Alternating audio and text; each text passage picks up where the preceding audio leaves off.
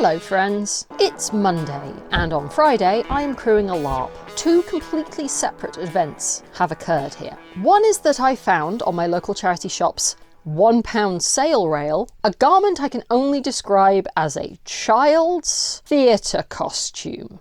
The current leading theory is Joseph in the Technicolor Dreamcoat, but I'm open to other interpretations. Hilariously, once I had removed the fastenings on this garment, it fits me. Separately, on the pre-event briefing for the game I'm going to on Friday, someone just casually mentioned that it would be good for a specific NPC role to wear flamboyant costume.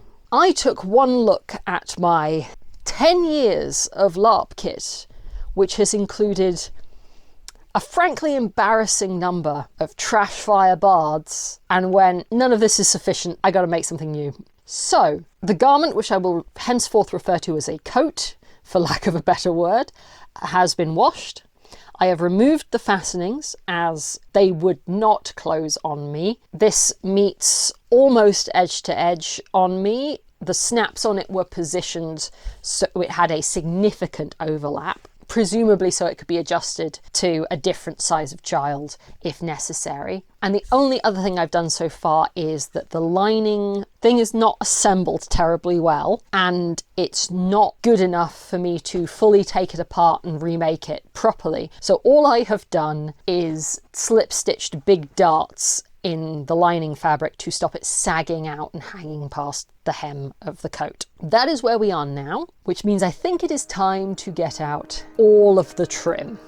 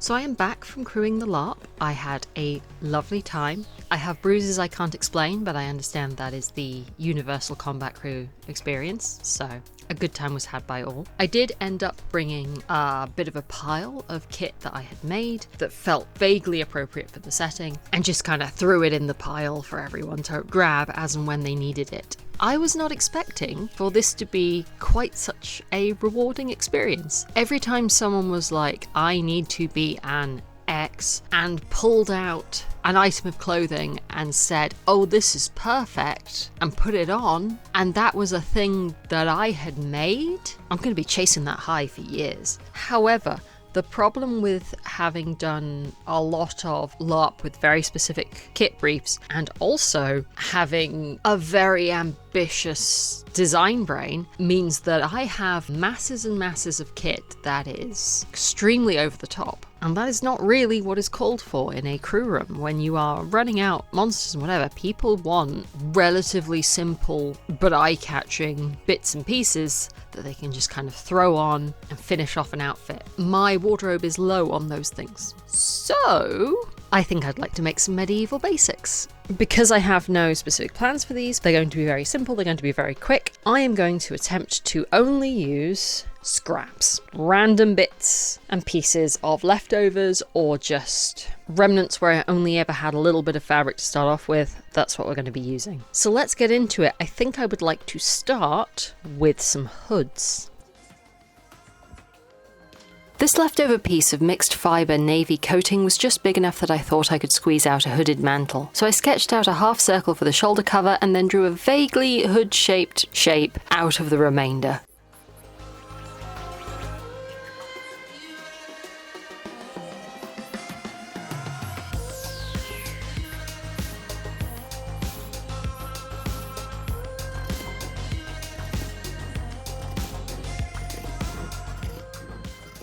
For the neck hole, I just kept trying it on until I had something that laid nicely around my shoulders.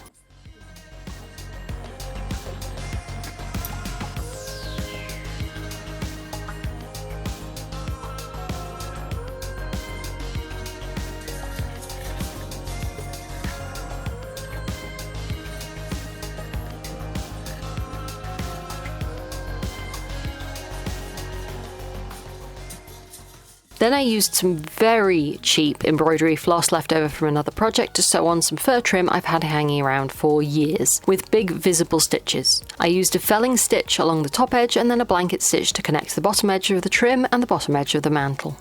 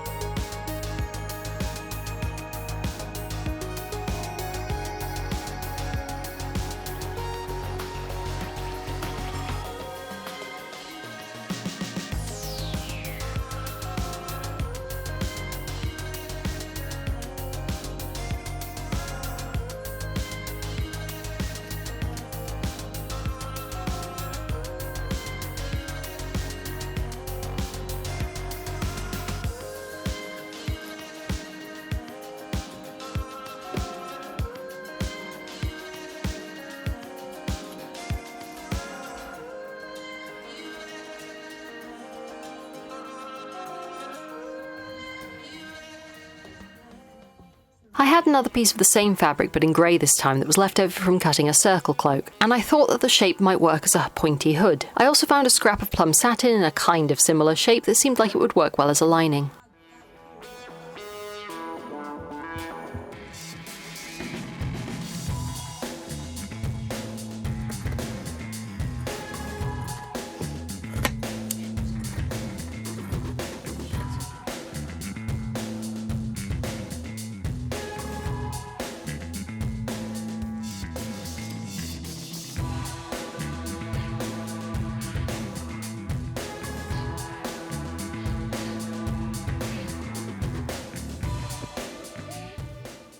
With the two long edges partially sewn up, I had indeed made a sort of pointy hood.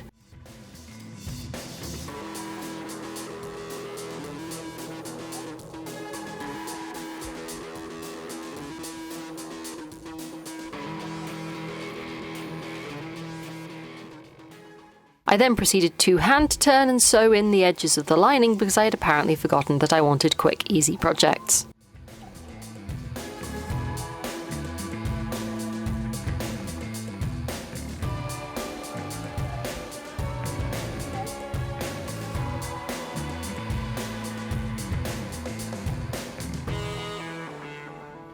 Next, I felt like making some tabards. I have this leftover piece of relatively open weave fabric that I've put off using because it shrinks horribly in the wash, and I found a remnant of shiny red lining material that was roughly the same size to use as a lining.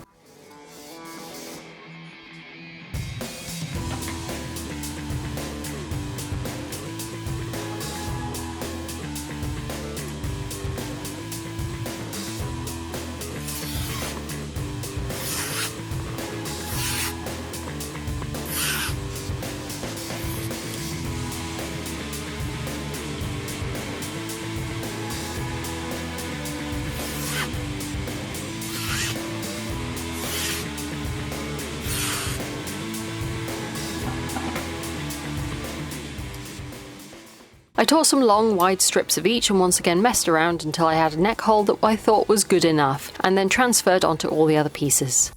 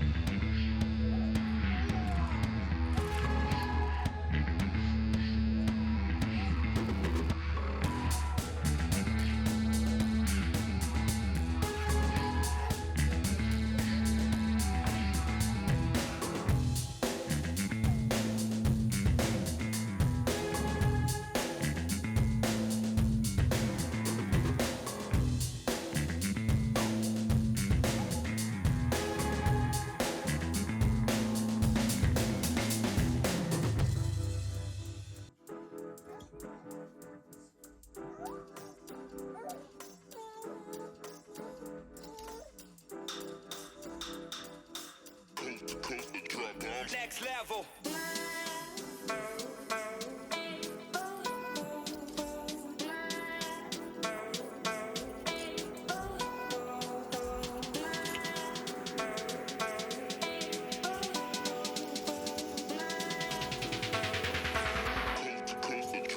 Next level.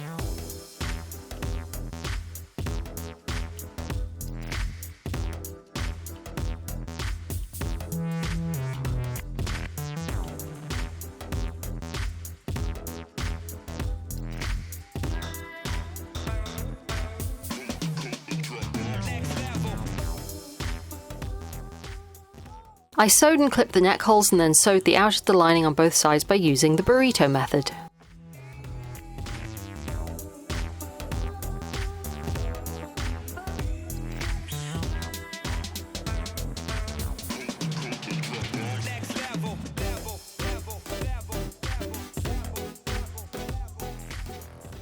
I also had this tartan and this green satin, which were both not really big enough to make anything out of, but went pretty well together. I figured I could make a more extravagant tabard out of these two.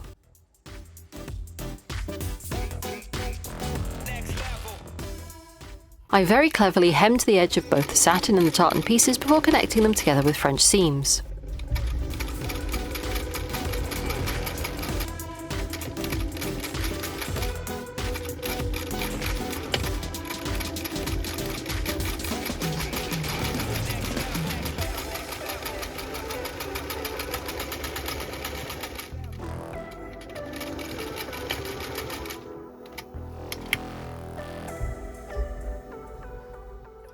This did not go so great because I got my hem allowances wrong, so I then had to find and order some trim wide enough to cover up the fact that the edges did not line up at all.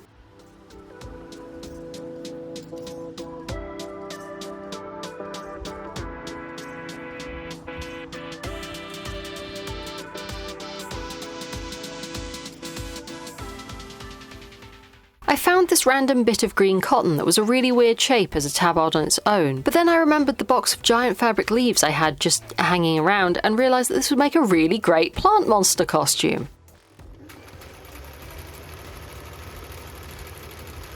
I then proceeded to spend way too long sewing on individual leaves in a way that meant that they wouldn't flap or fold over too much when worn. I think this is one of those instances where a walking or free motion foot on the machine would probably have been really useful, but we just blunt forced this thing and I think it turned out fine.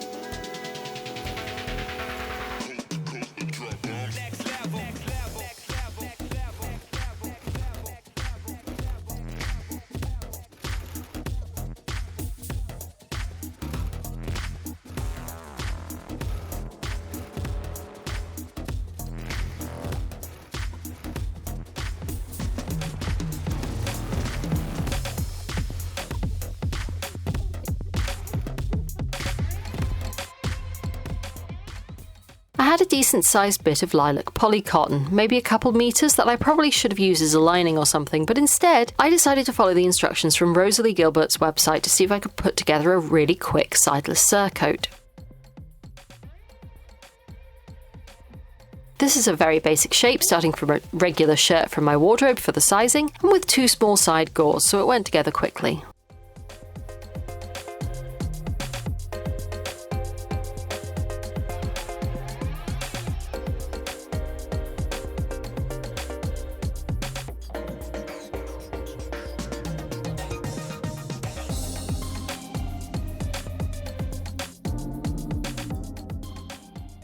I then cut up a scrap of purple velvet into strips and sewed that on with a zigzag stitch to create contrast trim.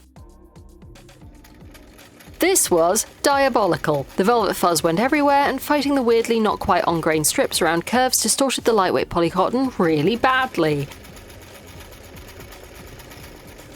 I probably should have scrapped it, but the results are technically wearable.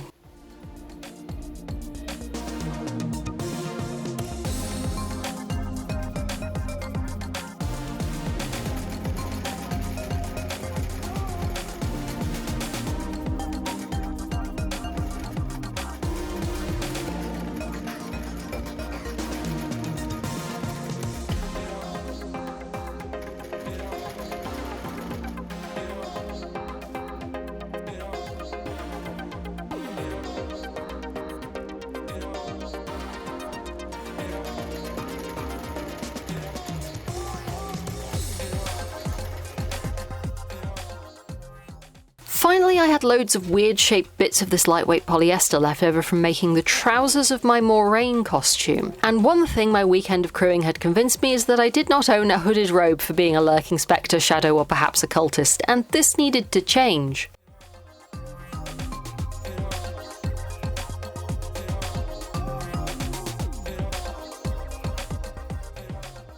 I started out by getting 3 of the biggest pieces together into the body of a long tea tunic, which allowed me to figure out how big I wanted the sleeves.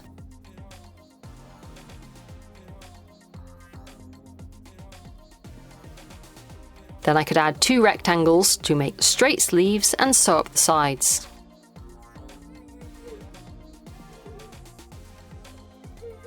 Finally, I grabbed a vaguely triangular shape and sewed it into a hood. If I've learned anything from this whole adventure, it's that most shapes can be a hood if you try hard enough.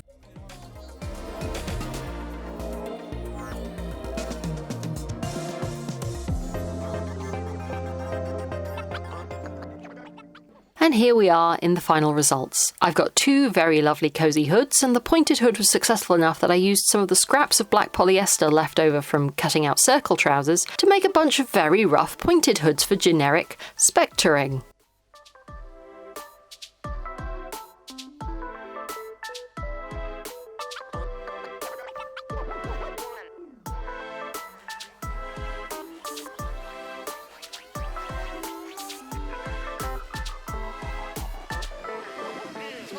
Let's go.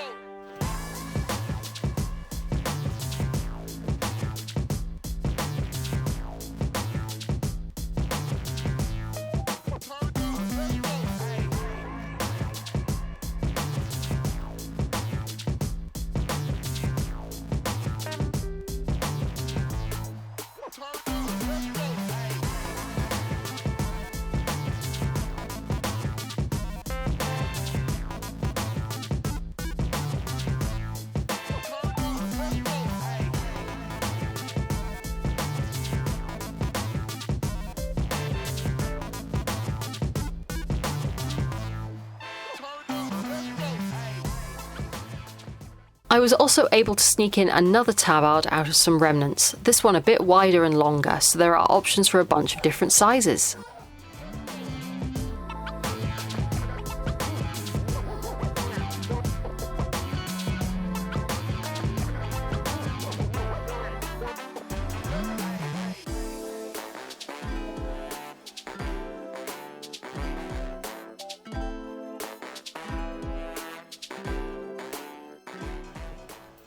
The leaf tabard might be a bit long for most people, but I think it could be belted with few issues.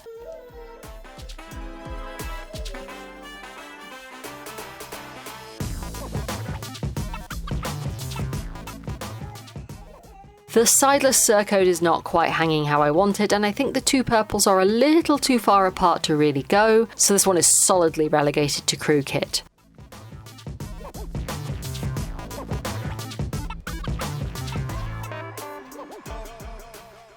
The robe, however, 10 out of 10, give me opportunities for mischief immediately.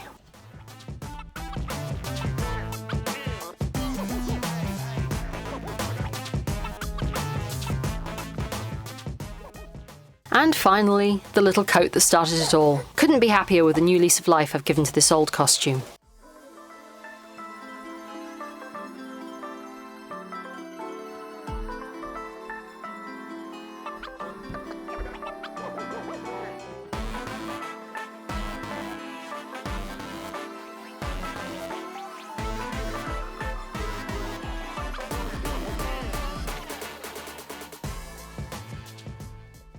So I said I wanted to do this using mainly scrap and leftover fabric bits because one of my big goals this year is to reduce the amount of fabric that I have that is not in clothing form. And behold, previously this whole half shelf was also fabric and now it is not. I haven't touched the pile yet, but like we don't need to talk about that.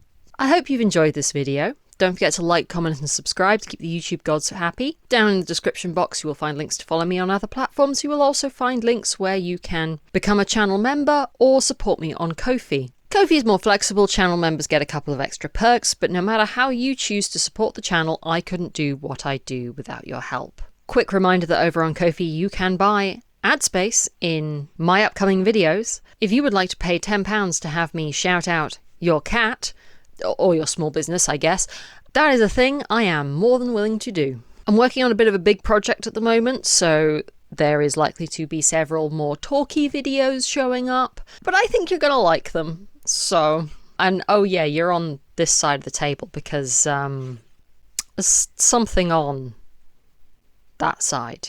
We'll get to that. It is also nearly Tour de Fleece, which I am very much looking forward to. Have not decided if I'm vlogging it or not, but yep, stranger things have happened. I'm finally going to do it this year. Last year was going to be the year, and we all know what happened there. So this is the year. Dream big. I'll see you all next time.